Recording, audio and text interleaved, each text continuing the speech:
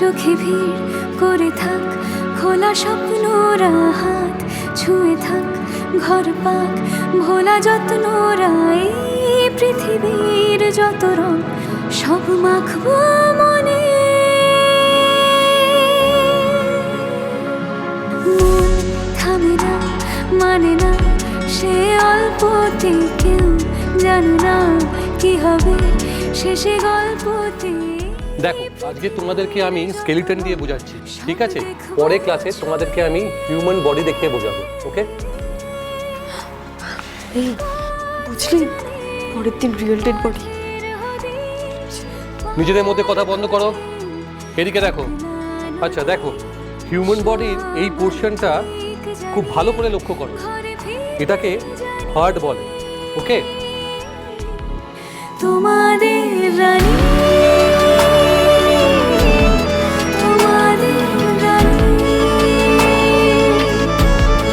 তোমাদের রানী, তোমাদের রানী।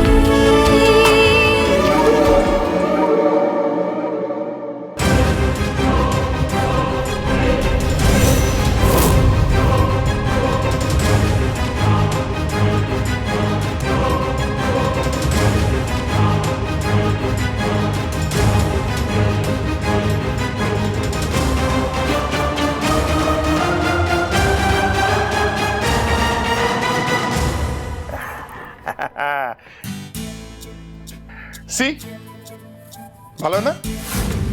বিয়ের কার্ড হ্যাঁ, কি হবে? বিয়ে হবে তোমার আমার।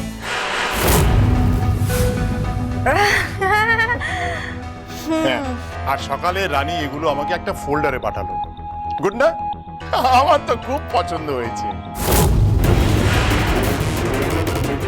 রানী এগুলো পাঠিয়েছে তোমাকে? হ্যাঁ,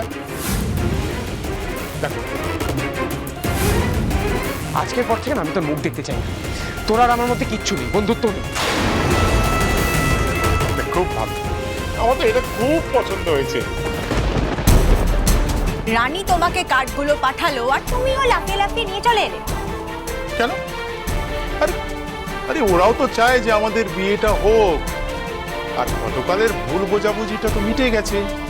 আর আমি চাই ওরা দুজনে আমাদের বিয়েটা অ্যাটেন্ড করুক। দুর্জয় হবে বর পক্ষ আর রানী হবে কনে পক্ষ। ভালো হবে না? ভালো হবে না ঠাই, একটা কথা যদি বুঝে। বেবি, তুমি পছন্দ করে নাও, ঠিক আছে? আফটার অল তোমার আর আমার পছন্দ তো সেম। তাহলে আমি কার্ডটা ফাইনাল করে প্রিন্টে পাঠাচ্ছি। Give me high five. Yes.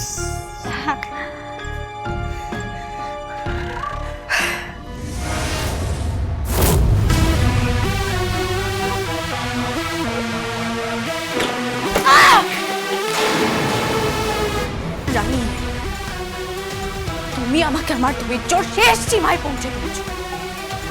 আমার জয়কে আমার কাছ থেকে কেড়ে নিয়েছো। তুমি জানো না এর ফল কি হতে পারে? তোমার কোনো ধারণা নেই আমি কতটা ভয়ঙ্কর হতে পারে। সেই ছেলেটা আমার পেছন পেছন ঘুরতো, আজ সে বড় ডাক্তার, ডক্টর দুর্জয় সেনগুপ্ত, তবুও সে আমার নয়। কি ভেবেছো তুমি?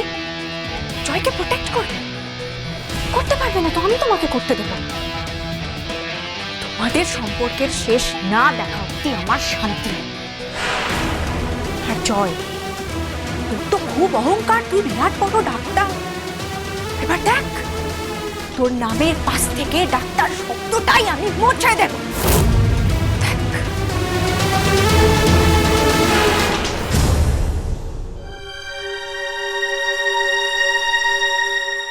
আমি না কিছু বুঝতে পারছি না। আমাকে কি পরে একটু বুঝিয়ে দিতে পারবে?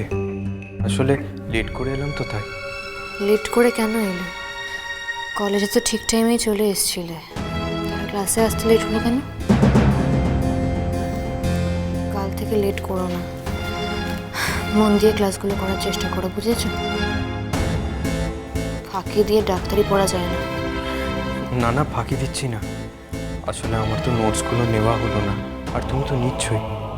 তুমি যদি তোমার খাতাটা পরে দিতে, আমি কপি করে দিয়ে দিতাম। দেখো, ক্লাসমেট হিসেবে এইটুকুনি হেল্প এক্সপেক্ট করতেই পারি, তাই না?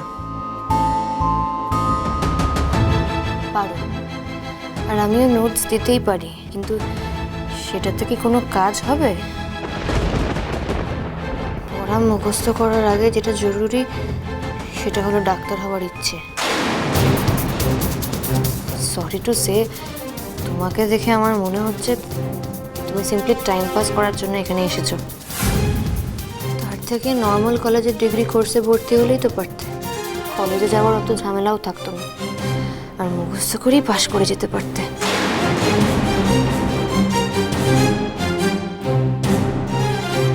ডাক্তার তো শুধু নোটস পড়ে হওয়া যায় না,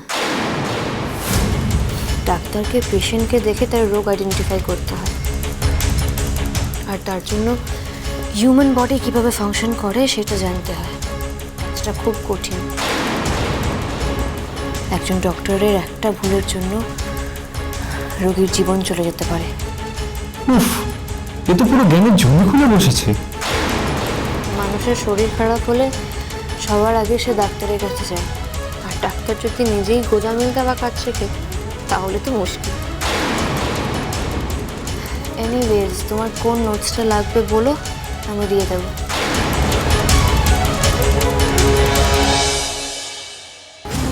দিদি ভাই, শুধুমাত্র তোর জন্য আমাকে এত ফালতু জ্ঞান শুনতে হচ্ছে। এই মেয়েটার একটু বেশি জ্ঞান। সুযোগ পাই জ্ঞান দেওয়া ঘুচিয়ে দেবো।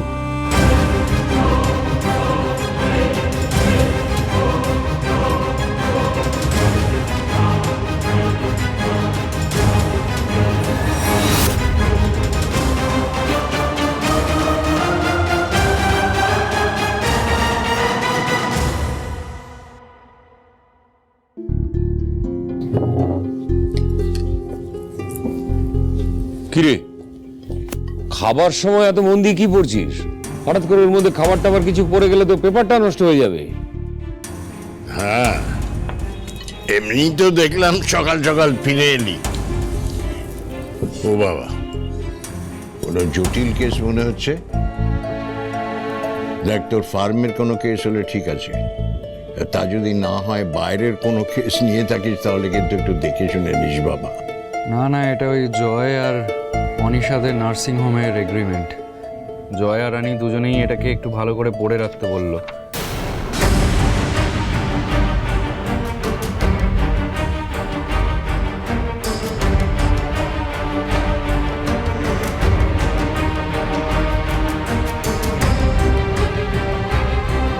হঠাৎ জয়ের আবার কি হলো? ওই নার্সিং হোমে কাজ করতে ইচ্ছে করছে না নাকি? হতেও তো পারে। মানে দেখছই তো, অনিশার সঙ্গে এটা সেটা নিয়ে লেগেই থাকে কিছু না কিছু। আর যদিও কাজটা ছাড়তেই চায়, তাহলে তার আগে একটু ভালো করে এগ্রিমেন্টটা দেখে নেওয়া উচিত না, কি আছে না আছে তার মধ্যে। রাইট। না না, ওর বস তো বাড়িতে এসেছিল, লোকটিকে দেখে তো ভালোই মনে হলো। এই কি কি হয়েছে রে? বুঝলাম না, কি বলছিস? জয় নার্সিং হোম ছেড়ে দেবে কেন? এত চেঁচামেচি করো না তো, আগে ভালো করে সবটা শোনো।